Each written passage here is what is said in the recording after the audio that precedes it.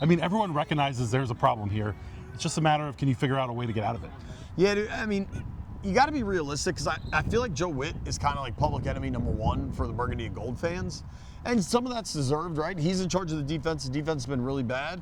But, like, it's not like the plan is for Horton from the Seahawks to be 15 yards past everybody. Like, that's not the plan. A player has messed up. Now, you can argue if they're putting players in position to succeed, or if rather than moving the DC from the booth down to the field is the big change they need, or commit to generating pressure and blitz. Like, if you look, here's the thing with Detroit that I think is worth pointing out. They've lost 2 of their last 3. They just lost at home to the Vikings coming off a bye week. Like, Detroit is not, Bama with Nick Saban coaching them. Like, Detroit is beatable. And I just think if you look at what Minnesota did last week, they pressured Jared Goff like crazy. He was pressured on more than 40% of his snaps. Yeah. And they generated that. That was not all just their front 4 getting home. Like, they sent their linebackers a ton. I was reading something today.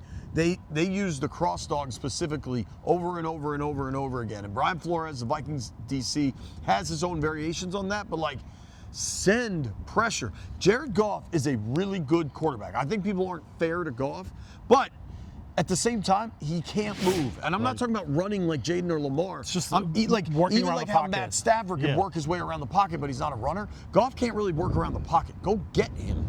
The other side of that, when you bring those blitzes, you force the Lions to keep their running backs in. And Jahmyr Gibbs pass blocked more times last Sunday against the Vikings than he had the rest of the season. And it was something that Dan Campbell talked about after the game.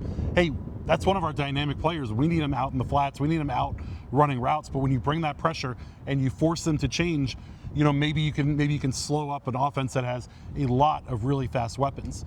When you look at this defense this year, though, the Commanders' defense, they've been bad. They've been bad, but their numbers are eerily similar to where they were last year. Turnovers. They were 27th in big plays last year, 28th this year.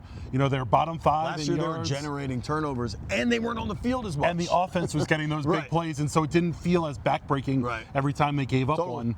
They got to find a way to get things going on both sides of the ball. Totally. And you had Cliff Kingsbury today, said, hey, you notice guys are starting to press a little bit, and I think we talked about that after the game.